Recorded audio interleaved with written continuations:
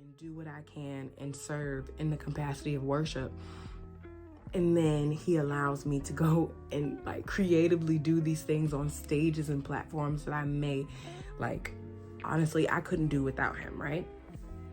And so it was probably like I put that side of me on the back burner, the side of me that loved musical theater, that side of me that like I'd put it down. And then probably like 2 or 3 years ago, we'll back up. So 2012, I was given the opportunity to do musical theater as like a career. It was like my first time doing a musical theater gig. And it was amazing. It was like a super freeing time, right? And I was just like, oh my gosh, I feel great. Like I was so grateful to God for the opportunity. And like, it was the most amazing time. And then I felt like I needed to go get a real job or whatever, right? Life happens. I don't regret any of that. So, because I learned so much about myself, and I think I needed that time to continue to develop my relationship with God and my growth in God and my faith in God, my trust, all of that needed to develop more. I was still young. So that was like my 20s. And so then I started working and went back to serving continuously. And then about 3 years ago, I just started like studying musical theater again on my own and kind of really tapping back into it, but still serving and just like, you know, Lord, I really want to get back into this, like just praying about it and just seeking him on when would be the proper time to do that. And the decision was made 2021. Yeah, 2020. 2021, I made the decision to step back from leading full-time, like leading worship full-time. And it was then I decided like, well, I just felt the leading to get back to the original, like the first love. Because here's the thing. I love Chandler Moore. I love Tasha Cobbs. Put any of, you know, your worship leaders in there, CC Winans, all of that. I love all of them.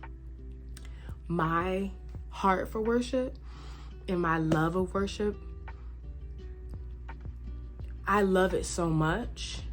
But like I said, it's always just been a communication tool for me. And I have just always loved sharing it corporately, and I still do. I still love sharing it corporately.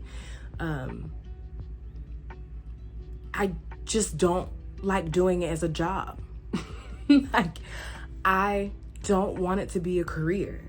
I don't want to be the next famous worship leader. I don't want to be like the who's who. Like, I don't want to hop from church to church on worship leader contracts. No shade, no tea, no shade to people that do that, because there are some people that are called to that level of ministry. I just love doing it for the love of doing it. I just love doing it because I feel like I said, it's just the way that God and I communicate, and I love introducing other people to that. So that's why I will always love corporate worship. And there's something that happens when we all come together corporately in worship that I love, and I will always love that. I just never looked at it as a career, ever. And when I sensed it going that way, I felt like, that's not it. And so I really just started praying about that. And the doors started opening for me to go back into musical theater, back into acting. Musical theater has always been my thing. I am still introverted, but like there are parts of me in times where I'm extroverted, and I love the outlet of just letting out all this energy, letting it all like just go. I love telling a story. I feel like laughter is medicine. Laughter is just, it lifts people and it brings people together. And that is something I love. Like, I love it. And so I decided to pursue that as a career, right? And then worship leading has now become, it's still what it is to me. It is a communication. I do it every day. Somebody said to me, well, you don't do worship anymore. And I said, no, I do. And they said, well, where? And I said, at home. I do it at home every day, every morning. Like the other morning I woke up, the sun was like shining directly in my face. Like my window was like cracked just a little bit, and the sun was like shining on my face, and I just started singing. Like it was literally the first thing that came out of my mouth. My eyes opened, I saw the sun, and at first I was gonna be like, and then I just went, I love you, Jesus, I worship and adore you. Just want to tell you, Lord, I love you more than anything. And just sang that, and just started singing that to him. And then I got up and we started the day. Like, worship will always be a part of me. It is not my career. And for the people where it is their career, that is the path that God is taking them. But God has opened so many doors for me in the arenas that like I have always wanted to be in. But I told him, if that's not where you want me, and if this is where you want me, if you want me to be a famous worship leader, if you want, I'll do it. I will do it. It might not be what I want, but it's what you want. So I'll do what you want. I'll serve your people if that's what you want me to do. And I know where he's taking me. Like, I know where he's leading me. And so I want to dispel that rumor today. Let me just dispel it. I, Robyn Riddick, still love the presence of God. I, Robyn Riddick, still love Jesus, still love worship leading, but it is not my career. My career, I am an actor, singer, and I am a songwriter. I am a performer of the arts, musical theater, film, and television. I will be, come on, just get some things on your heart, get some things on your mind about things that you will be and do. Let's declare some things. I will be an EGOT winner. What is an EGOT winner? An Emmy,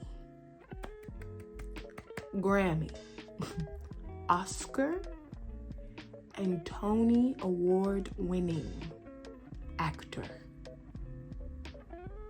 That's what I will be. What will you be?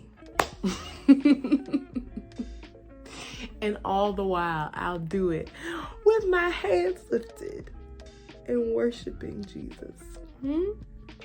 Because here's the real tea. Here's the real tea. Everything you do is worship unto God.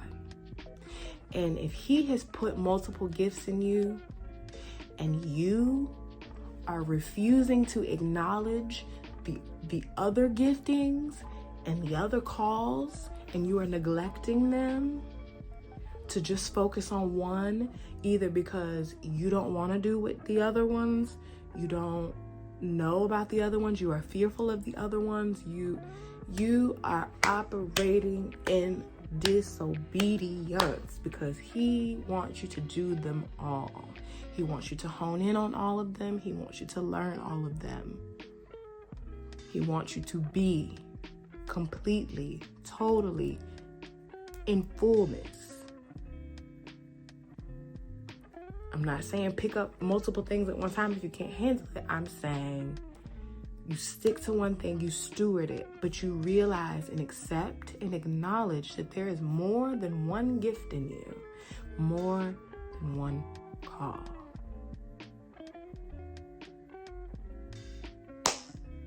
And eventually you will have to pick them all up. And you'll have to operate in them all. Also, I just had to run this back. I'm sorry, because I'm very passionate about this. To the church kid, the one who really just loves God and loves serving his people, but you know you're called to something else. If that's you, I'm talking to you. I'm talking to you. You can love God, serve his people, and still follow the dreams, the calls, the giftings that he's put in you. You can still follow it. It doesn't mean that you love God any less if you want to go be an NBA player. You can still evangelize, show the light of Christ, show the love of God to your teammates, to your coaches, to the owners, to the board, to the fans, to the press room. It doesn't make you don't love God any less if he's called you to ballet or to contemporary dance or to film, directing, writing. Listen, if there is a door that he opens for you, go through that. But don't lose him when you go through it. He opens the door for us to go through them, but we take him with us everywhere that we go. So everywhere that I go, I'm showing love, how God loves me, how I feel the love of Christ. I'm showing it to others. I'm giving it to others. I'm being kind. I'm being patient. I'm showing all the attributes of him to others as I go. That is how we evangelize in these arenas outside of ministry in the four walls of the church. What we're doing is ministry. It's just not in church. So be free from that. Don't lose him. Go out there because we need attorneys. We need government officials. We need judges. We need police officers. We need doctors in medicine. Like we need all of that. Tech, STEM, all of that. We need saved people in that, in all of those arenas. Documentaries, directors, acting, all of that. We need all of that everywhere, to be planted everywhere. Just don't lose him when you go. Take him everywhere with you. Don't lose him when you go. So, you know, there you go. Don't lose it when you go. So, that being said, I love you. And I hope that you all have the most amazing day, the most amazing night, the most amazing afternoon. Whenever you are watching this, just have a great day, great evening. Go to bed. Don't stress it. It's gonna be okay. I love you, and if you haven't heard it today, I love you. You are loved. Someone needs you. Who needs you? I need you. I need to see you around.